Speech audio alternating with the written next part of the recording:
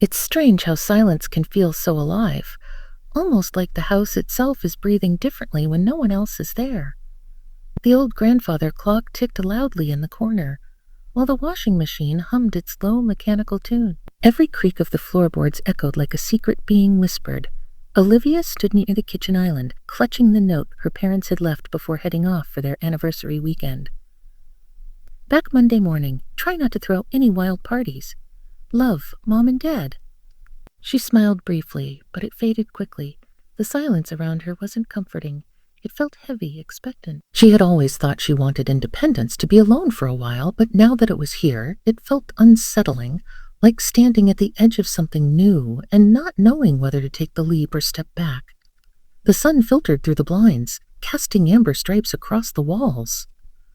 She poured herself a glass of iced tea, then walked barefoot into the living room, her phone buzzing in her hand. One message from Ethan. So, game night? Just us two. Her heart skipped a beat and she read the message again, slower this time, as if the words carried hidden meanings.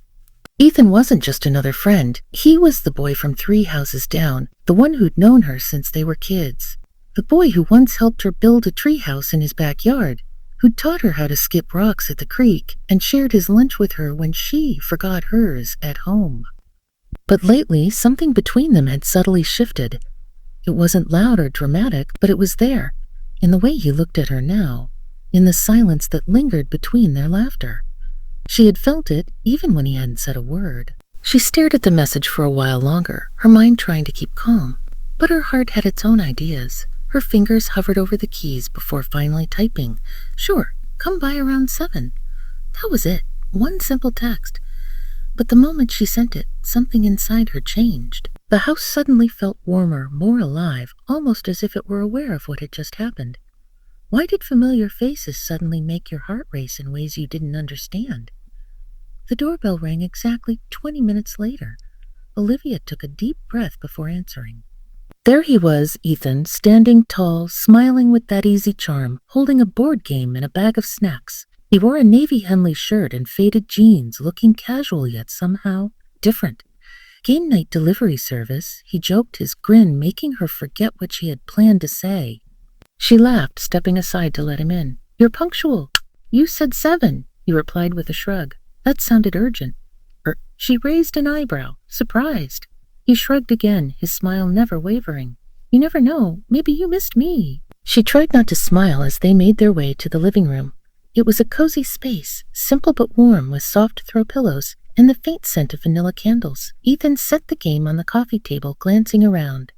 Feels strange, he commented.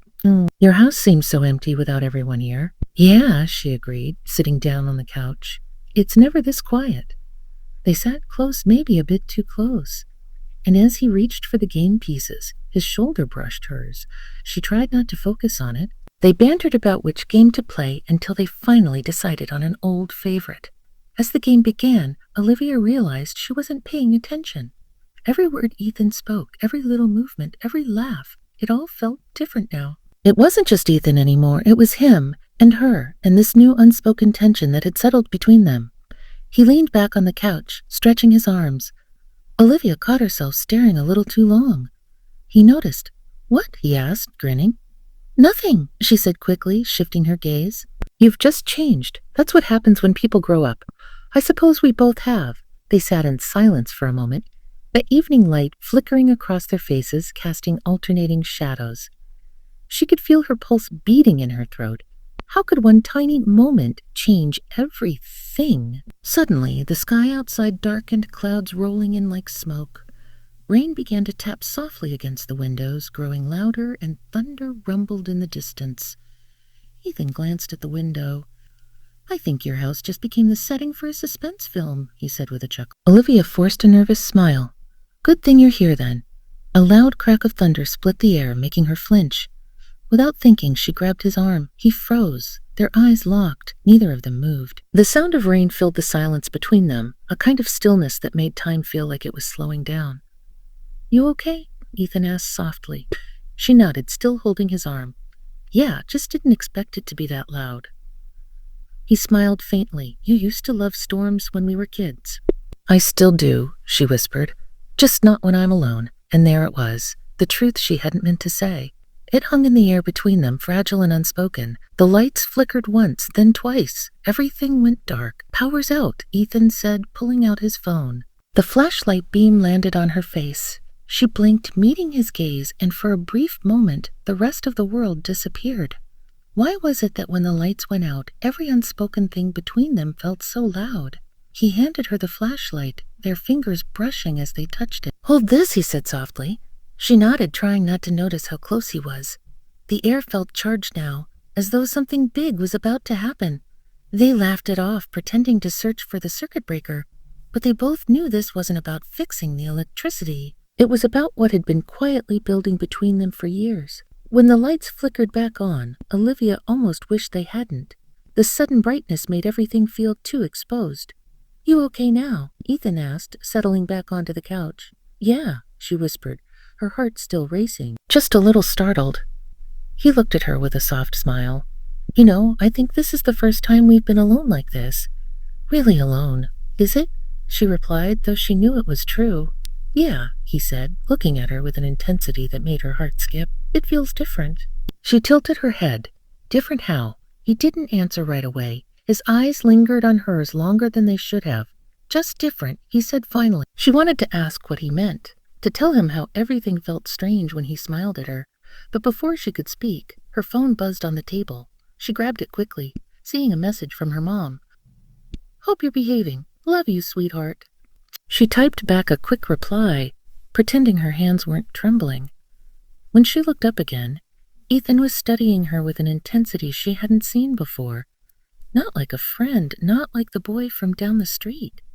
He looked at her like someone who had just realized something they shouldn't, and she felt it too.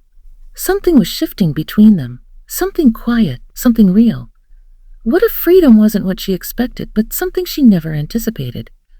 By 10, the rain had stopped. The night had calmed, the windows streaked with droplets. Olivia walked Ethan to the door, the weight of everything unspoken hanging in the air. "Thanks for the game night," he said, his smile a little different now. "I suppose I protected you from the storm." She smiled back. "Yes, you did." Neither of them moved at first. The air felt warm despite the storm outside, and she could smell the rain on his shirt, fresh and earthy. "Good night," he said, finally breaking the silence. "Good night, Ethan." He turned to leave but paused, then turned back. "Olivia, yeah?" He hesitated, as though searching for the right words. "I'm glad you texted me."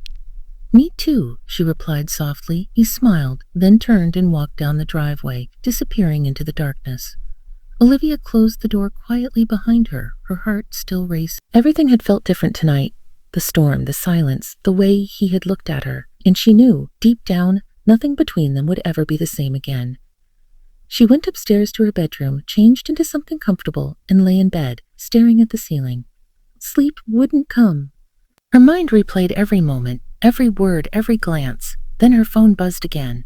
A message from Ethan. I forgot to say something. Her heart jumped in her chest.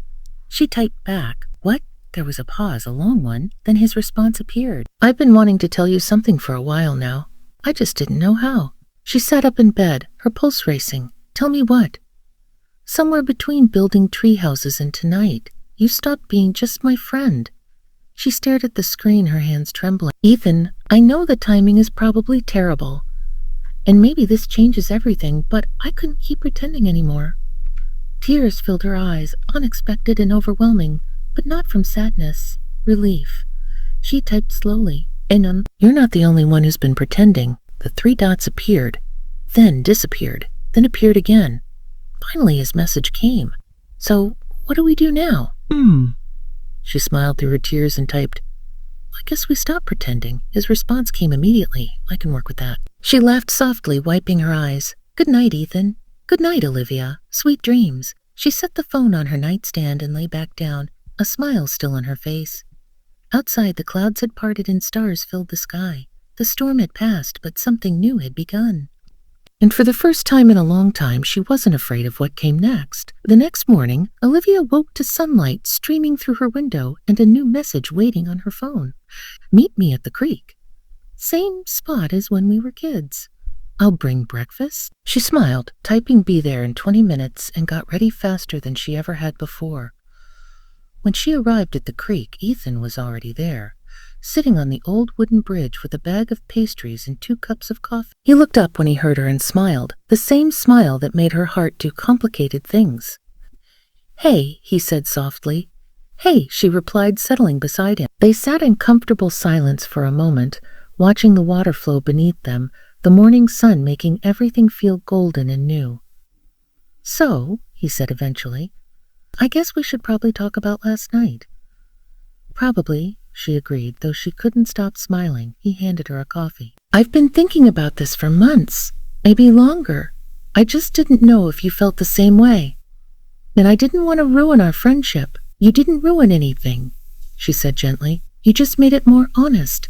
He looked at her, really looked at her, and she saw something new in his eyes. "I really like you, Olivia. Not as my friend from down the street, but as more than that." "I really like you too," she admitted, her voice quiet but certain. "And honestly, I think I have for a while now. I just didn't know how to say it." He smiled, relief washing over him. "So we're doing this, whatever this is?" "I think we are," she said, laughing softly, "though I have no idea what we're doing." "Me neither." "Me neither," he admitted, "but I think that's okay. We'll figure it out together." She nodded. "Together sounds good." They sat there until the coffee was cold, talking about everything and nothing, making plans and laughing at old memories. And when he walked her back home, he took her hand without asking, and she let him. It felt completely natural. As they reached her house, he stopped and turned to face her. "So same time tomorrow?" "Definitely," she said, squeezing his hand. He smiled, leaned in, and kissed her forehead gently. "Good, because I'm not very good at pretending anymore." "Good," she replied, smiling up at him, "because neither am I." She watched him walk away, knowing he'd be back tomorrow, and the day after that. The uncertainty was gone. What remained was something real and solid. Inside the house, she leaned against the door, smiling to herself. The silence she had once feared had been replaced by something else. She had never really been alone. She had just been waiting for the right moment, the right person to help her see it. Sometimes the biggest changes happen in the quietest moments. And sometimes all it takes is one stormy night and the courage to finally say the truth. Her phone buzzed one last time. Lucas again. "By the way, I'm really glad your parents went away this weekend." She laughed, typing back, "Me too, me too." And with that, everything that had changed felt like the beginning of something she hadn't even known she was waiting for. Something real, something honest, something worth every uncertain moment that had led them here. The storm had passed, the silence had been broken, and love, as it often does, arrived when she least expected.